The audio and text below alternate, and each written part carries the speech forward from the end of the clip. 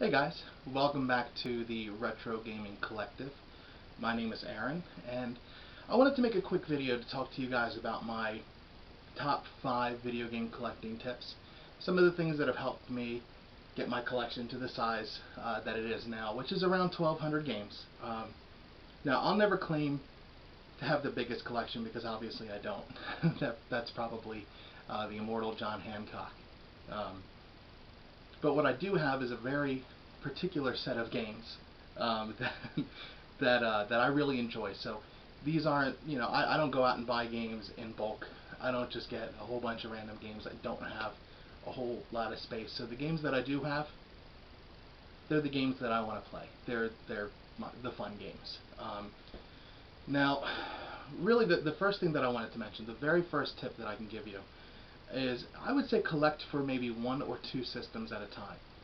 Now, I'll also say that there are kind of seasons for which game system is good to buy for at what time. So, right now, I've been having a really good luck buying for the PS2 or the original Xbox. So keep an eye on that. Look around on eBay and see, kind of what systems are trending. You can look at prices and kind of compare to what you've been seeing them in stores versus the prices that you're seeing on eBay. Now, the other thing that I wanted to say is to make sure you know what you're looking for. So, for example, one of the things that I wanted to look for was a Sega CD. Um, they're relatively expensive if you go to buy one online. And I didn't want to pay eBay prices for it. So I really did just kind of keep an eye out for it for, I don't know, 2 years or so. And I happened to be wandering through a Goodwill, and I actually found my Sega CD complete with the Sega Genesis, the first series, and a couple of games for 30 bucks. So really know, what you want to collect for, and know the things that you're looking for. So if you're looking for a specific game, keep that in the back of your mind when you're going and looking through some of these, piles of games that you'll see at either Goodwills or, if you're going through like garage sales, things like that. So keep that in mind.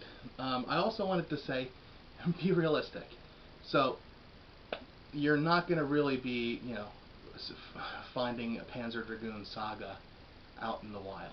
You're not going to see that. Although I do have a friend that actually found his out in the wild. So it's possible, but be realistic and realize that you're not going to always find those gems out and about, and you may end up having to shell out eBay prices.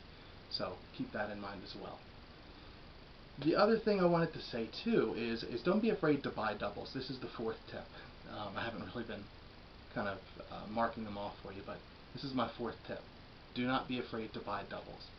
The reason that I say that, you're not always going to be able to find the games that you want out in the wild. Sorry, my dog is barking. It scared me. So you're not always going to be able to find the games that you want out in the wild, but you might have a friend that happens to go through a Goodwill, and they might buy a double. Now, they're not going to need that game, and you're not going to need your double, so you make an easy trade. So something to keep in mind.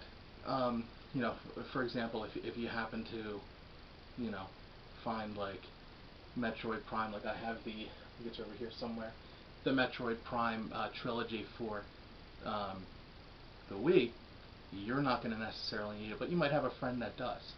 So just definitely keep that in mind when you're looking around. The other thing is, this is my fifth and final recommendation. Make sure you check as many Goodwills and thrift stores as you can, and do it as often as possible. Because I probably spend, I'd say, I go to Goodwills and thrift stores probably once a week, and I really should be going more, if I want to find the games that I'm looking for. But like I said, I found my Sega CD in the Goodwill. I found a lot of my games in the Goodwill. My entire PS1 collection is all just Goodwill and thrift store finds. Now it's not a big collection; it's like 40 games, but that's kind of fun. There's something about finding a game or a system just out and about rather than looking for it on eBay. And finding it on eBay can be fun too and getting a good price, but there's nothing like actually walking into a Goodwill and just seeing a Sega CD, which you've been looking for 2 years, just sitting there with your name on it for 30 bucks. So, I mean, those are really the top 5 things that I recommend any new Video Game Collector does. Again, I'll relist them. I would say, again, make sure you're just shopping around for 1 or 2 systems at a time. Make sure you're paying attention to the season of the system. So again, right now I've been having good luck with PS2. That may change. Know what you're looking for. Be realistic, and know you're not going to find those gems out in public all the time.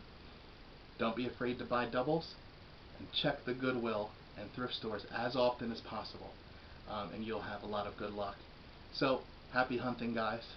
Thanks for watching the Retro Gaming Collective.